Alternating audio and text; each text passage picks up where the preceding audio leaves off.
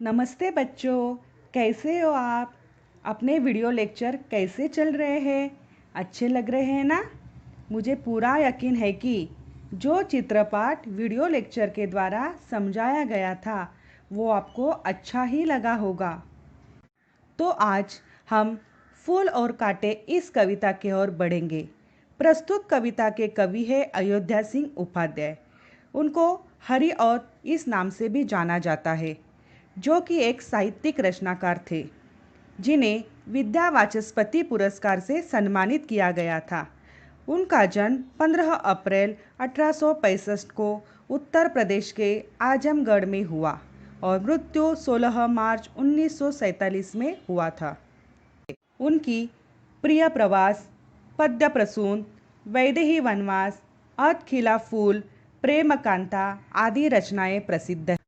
बच्चों, इस कविता को समझाने से पहले मैं आपको एक कहानी सुनाना चाहती हूँ, जिससे आपको यह कविता समझने में और आसानी होगी। आप खुद ही बाद में इस कहानी को प्रस्तुत कविता के विचार से जोड़ना चाहोगे। तो करें शुरुआत। यह कहानी 1970 की है। एक भारतीय फुटवेयर कंपनी जो भारत में अच्छा काम कर रही थी और अभी उनका ध्येय एक अंतर्राष्ट्रीय कंपनी होने का था। यह कहानी इस कंपनी में काम करने वाले दो सेल्स मैनेजर की है। आज के लिए हम उनका नाम फूल और कांटा रखेंगे। फूल हमेशा हर चीज़ को सकारात्मकता से देखता था, कोशिश करता था कि नौकरी में आई सभी चुनौती को हंसकर स्वीकार करे। दूसरी ओर था कांटा। उसे कुछ भी सही नहीं लगता था। उसके विचारों में नकारात्मकता आई थी। जिंदगी से वह बहुत कुछ पाना चाहता था, पर बहुत जल्दी पाना चाहता था। लेकिन जिंदगी उसके रफ्तार से नहीं चली, इसलिए वह नाराज था। अपनी अपनी जगह ये दोनों ठीक ठाक काम कर रहे थे। एक दिन बॉस ने उन दोनों को अपनी केबिन में बुलाया और कहा कि आपको जानकर खुशी होगी कि अपनी कंपनी अंतर्राष्ट्रीय होने जा रही है और मैंने आप दोनों को चुना है अपने नई जगह यानी अफ्रीका में जाकर एक प्राथमिक रिपोर्ट तैयार करने के लिए। यानी ये चेक करना है आपको कि मार्केट सिचुएशन वहाँ क्या है। Aren't you excited guys?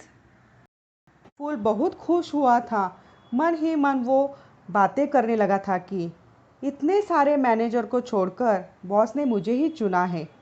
यह बहुत अच्छी अपॉर्चुनिटी है। कंपनी अफ्रीका में ऑफिस खोल रही है। मेरा तो बचपन से ड्रीम था अफ्रीका जाना, वहाँ घूमना, वाइल्ड लाइफ सफारी करना। A great opportunity. दूसरी तरफ काटा कुछ ऐसे सोच रहा था। ओह, मुझे पता था ये बॉस ने शुरू से मेरे ऊपर रोष रखा है। सब उड़ पतंग चीज़ों के लिए मुझे ही आगे करते। क्या जगह ढूंढी है कंपनी को बढ़ाने के लिए, वह भी अफ्रीका। धूल मिट्टी मच्छर गरीबी, फिर मुझे ही चुना वहाँ जाने के लिए। कुछ दिन के बाद दोनों नाइजीरिया चले गए। लगभग 12 दिन के ट्रिप के बाद उन्हें अपना रिपोर्ट हेडक्वार्टर्स को भेजना था। उस रिपोर्ट में उनको बताना था कि नाइजीरिया में मार्केट स्कोप कितना है, फुटवेयर लॉन्च किए जाए या नहीं। दोनों के रिपोर्ट कुछ ऐसे थे। हमारे भाई साहब काटा, उन्होंने लिखा, this trip is complete waste of time. यह पूरी ट्रिप मेरे वक्त की, कंपनी के वक्त की बर्बादी थी। Company will fail miserably if we launch here. Company की बुरी तरह से हार होगी अगर हमने यहाँ लॉन्च की तो। उन्होंने जो रीज़न बताया उसके ऊपर ध्यान देना बच्चों। Because no one where shoes in this country. यहाँ कोई भी जूते नहीं पहनते। दूसरी तरफ फूल ने ऐसा लिखा था, what a wonderful opportunity. Company will succeed phenomenally if we launch here because no one where shoes yet. यह जो रीज़न था दोनों का सेम था, पर फूल की सोच अलग थी। हमारी कंपनी यहाँ बहुत तरक्की करेगी अगर यहाँ हम लॉन्च करते हैं। यह ग्रेट अपॉर्चुनिटी है क्योंकि अभी तक यहाँ कोई जूते पहनते नहीं। हम पूरे मुल्क को जूते बेच सकते हैं। यहाँ कोई कंपटीशन नहीं है। We could be monopoly supplier और कॉस्ट ऑफ प्रोडक्शन भी कम होगी। इन दोनों के वापस इंडिया आने पर फूल को इस नए प्रोजेक्ट का हेड बनाया गया। उसकी प्रमोशन हुई, वह बहुत खुश था। दूसरी तरफ काटा वापस अपनी पुरानी जॉब में वही डल रूटीन में फंस गया। एक की जिंदगी वही अटकी रही तो दूसरी की पूरी तरह बदल गई। एक की परिस्थिति से दोनों गुजरे, जैसे प्रस्तुत कविता में फूल और कांटे एक जगह पर जन्म लेते हैं, एक ही पौधे पर वे दोनों पलते हैं। इस कहानी के फूल और कांटा दोनों में सब कुछ बराबर था, जैसे इस कविता में है। तो ऐसा फर्क क्यों? एक वही अटक गया और दूसरा बहुत आगे बढ़ गया। अंतर सिर्फ सोच का था। बच्चों, जैसे सीढ़ियाँ तो वही होती है, सीढ़ियाँ तो वही होती है, किसी के लिए ऊपर जाती है, किसी के लिए ऊपर जाती है तो किसी के लिए नीचे आती है। फर्क सिर्फ सोच का होता है। तो बच्चों, आपको भी सोचना होगा कि हमें अपनी ज़िंदगी कैसे जीनी है। तो अब हम प्रस्तुत कविता के फूल और कांटों के बारे में बात करेंगे। तो शुरुआत करें। अभी मैं कविता पढ़ूंगी और आप सबको एकाग्र मन से कविता को सुनना है। जन्म लेते जगह में एक ही पौधा उन्हें है पालता। रात में उन पर चमकता चांद भी एक ही सी चांदनी है डालता। मेह उन पर है बरसता एक सा, एक सी उन पर हवाएं है बही। पर सदा ही यह दिखाता है हमें, ढंग उनके एक से होते नहीं। छेद कर काटा किसी की उंगलियां, फाड़ देता है किसी का वरवसन। प्यार डूबी तितलियों के पर कतर, भौर का है वेद देता शामतन। फूल लेकर तितलियों को गोद में, भौर को अपना अनूठा रस पिला। निज सुगंध और निराले रंग से है सदा देता कली जी की खिला। है खटकता एक सबकी आँख में, दूसरा है सोहता सुर शीस पर। किस तरह कुल की बड़ाई काम दे, जो किसी में हो बड़प्पन की कसर। कैसे लगी कविता? अब हम कविता के माध्यम से कवि अयोध्या सिंह उपाध्याय जो विचार प्रकट करना चाहते हैं उसे समझने की कोशिश करेंगे। तो बच्चों, पहला पद्यांश देखिए। है जन्म लेते जगह में एक ही पौधा उन्हें है पालता। इसका यह मतलब है कि फूल और कांटे एक ही स्थान पर जन्म लेते हैं और एक ही पौधा उन दोनों को पालता है। अभी आगे। रात में उन पर चमकता चांद भी एक सी चांदनी है डालता। मतलब रात के समय जब आकाश में चांद अपनी शीतल चांदनी फैलाता है, तब फूल और कांटे दोनों को समान रूप से चांदनी मिलती है। अभी आगे बढ़ेंगे। मेह उन पर है बरसता एक सा, एक सी उन पर हवाएं है बही। मेह का मतलब बादल होता है।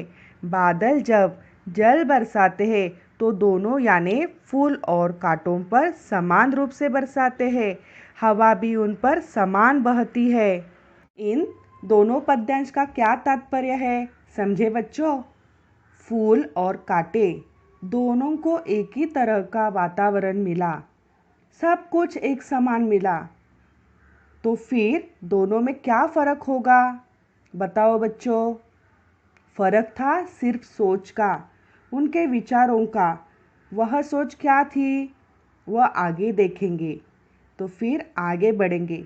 चलो, आगे की जो पंक्तियाँ है वह कांटों की नकारात्मक सोच दर्शाती है। छेद कर काटा किसी की उंगलियाँ, फाड़ देता है किसी का वर वसन। वर यानी सुंदर, वसन यानी वस्त्र, छेद कर यानी छेदना। वापस पंक्तियों को दोहराती हूँ। छेद कर काटा किसी की उंगलियाँ, फाड़ देता है किसी का वर वसन। यानी कांटा किसी की उंगलियों को छेद कर घायल कर देता है, किसी के सुंदर वस्त्र फाड़ भी देता है। अभी आगे बढ़ेंगे। प्यार डूबी तितलियों के पर कतर, पर यानी पंख, कतर यानी काटना। भौर का है वेद देता शाम तन। भौर यानी भौरा, वेद यानी छेदना, शाम यानी काला और तन यानी शरीर। इन पंक्तियों को वापस दोहराती हूँ। प्यार डूबी तितलियों के पर कतर, भौर का है वेद देता शाम तन। जब फूलों पर आकर्षित होकर तितलियाँ प्यार से फूलों के पास आती है तो कांटा उनके पंखों को काट देता है, भौर के शरीर को छेद देता है। यानी कांटे हमेशा दूसरों को दर्द देने की कोशिश करते हैं। तो समझे बच्चों कि कैसे नकारात्मक सोच कांटों से गलत और बुरा काम करवाती है। अभी हम आगे फूलों की सकारात्मक सोच को देखेंगे। तो चले बच्चों, फूल लेकर तितलियों को गोद में, भौर को अपना अनूठा रस पिला। अनूठा यानी निराला। दूसरी तरफ फूल तितलियों को प्यार से अपनी गोद में जगह देता है, भौरों को अपना निराला रस पिलाता है। अभी और आगे बढ़ेंगे। निज सुगंध और निराले रंग से, निज यानी अपना, है सदा देता कलीजी की खिला। जी यानी मन। फूल अपनी सुगंध और निराले रंग से सभी के मन को प्रसन्न कर देता है। तो समझे बच्चों कि कैसे फूल हमेशा दूसरों के बारे में सोचते हैं, हमेशा दूसरों की मदद करने की कोशिश करते हैं।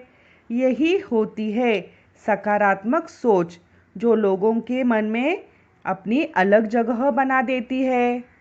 अपने अगले पद्यांश में कवि अयोध्या सिंह उपाध्याय अपनी भावनाएं कुछ ऐसी प्रकट कर रहे हैं जिससे आपको पता चलेगा कि हमें जीवन में कैसे रहना है। तो देखिए, है खटकता एक सबकी आँख में, दूसरा है सोहता सुर शीस पर। सूर यानी देवता, शीस यानी सिर, सोहना यानी शोभा देना। अपने व्यवहार के कारण कांटा सबकी आँखों में खटकता है, जबकि फूलों को देवताओं के सिर पर चढ़ाया जाता है। और आगे बढ़ते हैं।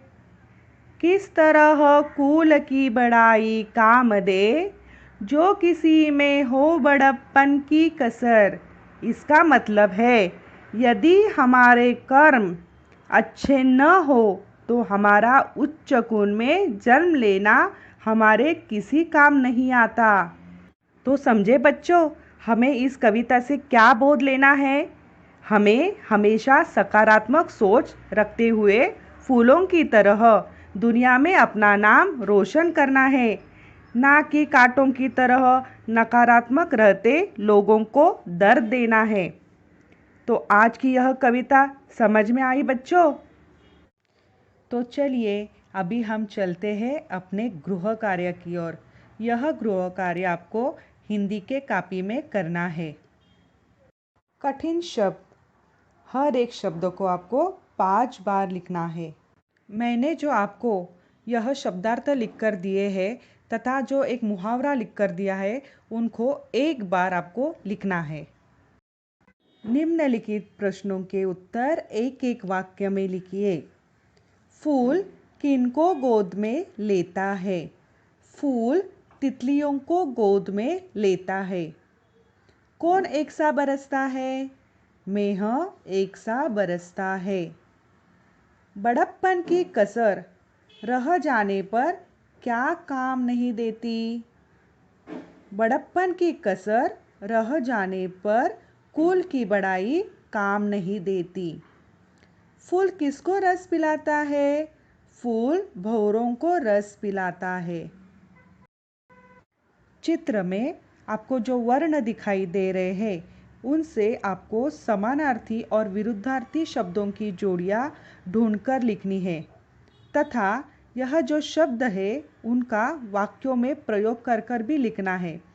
जैसे समानार्थी शब्द है पुष्प यानी फूल, तो पुष्प से हम पहले वाक्य बनाएंगे, पुष्प बनकर जीवन को महकाना चाहिए। फूल से हम वाक्य बनाएंगे, मुझे गुलाब का फूल बहुत अच्छा लगता है। मैंने अपने आसपास जो पेड़ पौधे होते हैं उनके नामों का वर्गीकरण कर कर आपको दिखाया है, जैसे छोटे, मध्यम और बड़े पेड़ पौधे। वैसे ही आपको और दो दो नाम लिखने हैं। मेरा प्रिय फूल, इस विषय पर 8 से 10 वाक्य लिखिए। तो बच्चों, यह गृह कार्य आपको अच्छे हस्ताक्षर में करना है। तो आज के लिए सिर्फ इतना ही। अभी हम मिलते हैं अगले वीडियो लेक्चर में। तब तक के लिए धन्यवाद।